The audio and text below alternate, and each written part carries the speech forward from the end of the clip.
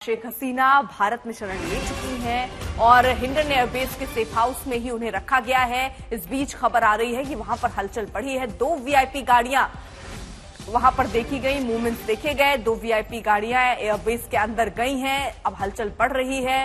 किस तरीके से अब अगला स्टेप होगा शेख हसीना का, क्योंकि वो भी कोशिश कर रही है। खबरें आ रही थी बीच में कि लंदन और फिनलैंड जाने की उनकी कोशिश है, लेकिन अभी तक वहां से कोई ऐसे पॉजिटिव साइन नहीं आए, क्लियरेंस नहीं मिली। आशुतोष मिश्रा मेरे सहयोगी जुड़ गए हैं तमाम जानकारी के साथ। आशुतोष, क्या खबर मिल रही है? क्या शेख हसीना मूव कर रही हैं या फिर उनसे मिलने कोई पहुंचा है? नहीं, मुलाकात अभी नहीं हुई है। कल जो आखिरी मुलाकात हुई थी वो राष्ट्रीय सुरक्षा सलाहकार के साथ ही हुई थी और चूंकि उनका जहाज जो उन्हें लेकर के आया था एयरफोर्स का, वो वापस जा चुका है। तो अब शेख हसीना इसी एयरफोर्स के गेस्ट हाउस में है। लेकिन हाँ, 2 विशेष व्हीकल और ज्यादातर हमने वो जो हाई प्रोफाइल वीआईपीज हैं उनकी सिक्योरिटी में देखा है, जिसमें नेशनल एम्बलम है। 2 गाड़ियां पहुंची हैं। अब ये संभावना जरूर हो सकती है कि आखिर एयरफोर्स स्टेशन में वो कब तक रहेंगी। तो क्या दिल्ली में लुटियंस में यानी किसी अच्छी जगह जाकर क्या वो एम्बेसी जाएंगे? जाहिर दूतावास जाना उनके लिए बहुत मुश्किल होगा। तो हो सकता है, चूंकि सरकार ने कहा कि उन्हें समय दिया जाएगा, समय इस बात के लिए कि वो ये तय करें अपनी आगे का कदम क्या होगा, वो कहां जाना चाहती हैं। मध्य यूरोप का रास्ता देख रहे हैं, पश्चिमी यूरोप जाना चाहती हैं या यूके में नागरिकता। तो इस नागरिकता के लिए उनके आगे जो कानूनी अड़चन है, उन समस्याओं के लिए उन्हें कुछ समय चाहिए और जब तक वो समय नहीं मिलता तब तक आप जो भी आया है यहाँ पर शरण लेकर उसे भगा भी नहीं सकते। तो जाहिर है, देखिए, अब उनके साथ पुरानी मित्रता रही है, तो अगर वो जाती हैं तो जाहिर उनकी सुरक्षा का ध्यान रखना होगा और उसी के मुझे लगता है कि संभवतः ये उसी स्क्वाड का हिस्सा हो सकता है कि जो 2 विशेष गाड़ियां पहुंची हैं। ये भी हम बिल्कुल अंदाजा लगा सकते हैं कि ज्यादा समय शायद उन्हें यहाँ न रहना हो तो हो सकता है वो या तो अपने परिवार के यहाँ किसी सदस्य के घर पर जाएं या फिर किसी होटल में जाकर के रुकें, जब तक कि उनकी जो पूरी कार्यवाही हो पूरी ना हो जाए और ये फैसला ना हो जाए कि आखिर वो राजनीतिक शरण अगर लेना चाहते हैं, असाइलम लेना चाहती हैं, तो दुनिया के किस हिस्से में जाए। लेकिन अभी तक भी जो उनके करीबी लोग हैं या जो उन्हें समझते जानते हैं, उनकी ओर से जानकारियां जो संकेत हैं कि वो पूरी तरह से सिर्फ और सिर्फ यूके जाना चाहती हैं, ताकि वो अपनी बहन के साथ लंबा समय रह चुके हैं। परिवार के सदस्य, उनके बेटे ने जब आज तक से बात की तो उन्होंने कहा कि अब वो पलट कर बांग्लादेश तो नहीं आने वाली हैं। तो ऐसे में वो वही गंतव्य खोजेंगी जहां आगे का जीवन उनका शांति से, सुकून से बीत सके। इसमें लगभग कितना और समय लग सकता है, जरा ये भी बताइए। और क्या उतना समय देना भारत के लिए किसी तरीके की कोई चुनौती लेकर आ सकता है हालात को देखते हुए बांग्लादेश के? अगर भारत उन्हें राजनीतिक शरण देता है, असाइलम दे देता है, तो हाँ, बांग्लादेश भारत के रिश्तों में खटास जरूर पड़ सकती है, क्योंकि शेख हसीना वहां अब जो अंतरिम सरकार बनेगी, जाहिर है उसकी राजनीतिक विरोधी हैं। वहां वो देश छोड़कर उनकी जो नीतियां रही उसके खिलाफ ही लोग सड़कों पर उतरे, तो उन्हें भागना पड़ा। ऐसे में संभावना कम है कि भारत उन्हें शरण दे, लेकिन वो आपकी शरण में आई है एक देश छोड़ करके। ऐसे में भारत संभवतः उन्हें कुछ दिन और दे सकता है कि अगर आप किसी होटल में रहना चाहें या फिर जहां भी रहना चाहें, इतना समय जरूर दे दें कि आप अपनी जो प्रक्रिया पूरी कर सके। जहां तक सवाल आपने प्रक्रिया का पूछा है, असाइलम में बहुत सारे कंडीशंस होते हैं। एक सामान्य आदमी को दुनिया के किसी भी मुल्क में असाइलम, राजनीतिक शरण तब मिलेगा जब वो वहां जाए और इस बात को साबित करे वहां की अदालत के सामने, वहां के स्थानीय प्रशासन के सामने, और अदालत सबसे महत्वपूर्ण होता है, ये साबित करे कि उस देश में उसको किसी तरह का खतरा है, उसे वहां फ्रीडम नहीं है, फ्रीडम ऑफ एक्सप्रेशन नहीं है, या फिर उसे अपने रिलीजियस फ्रीडम नहीं है।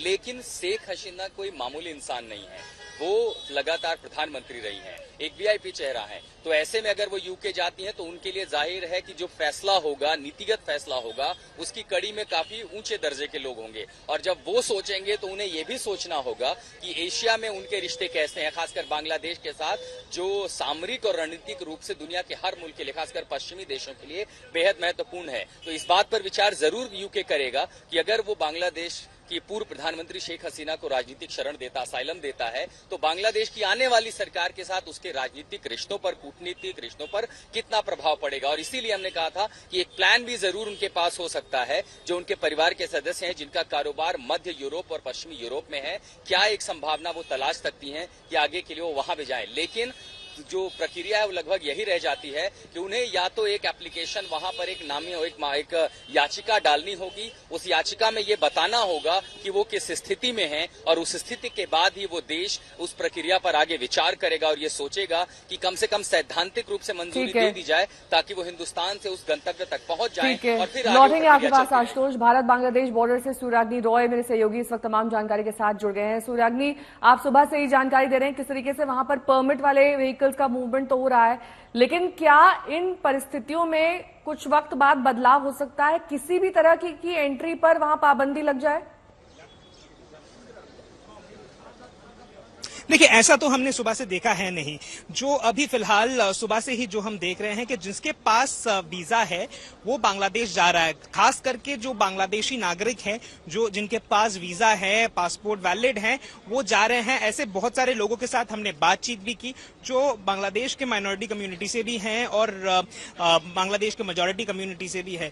तो बातचीत करने के बाद यही पता चला कि बहुत सारे लोग उनको जाना है क्योंकि उनका घर है वहां पर, उनकी सब कुछ वहां पर है, तो इसीलिए उनको जाना ही होगा। ज्यादा से ज्यादातर लोग जो बांग्लादेश जा रहे हैं फिलहाल, ये मेडिकल टूरिज्म के लिए कोलकाता आते हैं या फिर चेन्नई जाते हैं और उसके बाद ट्रीटमेंट, इलाज के बाद वो फिर से बांग्लादेश वापस चले जाते हैं।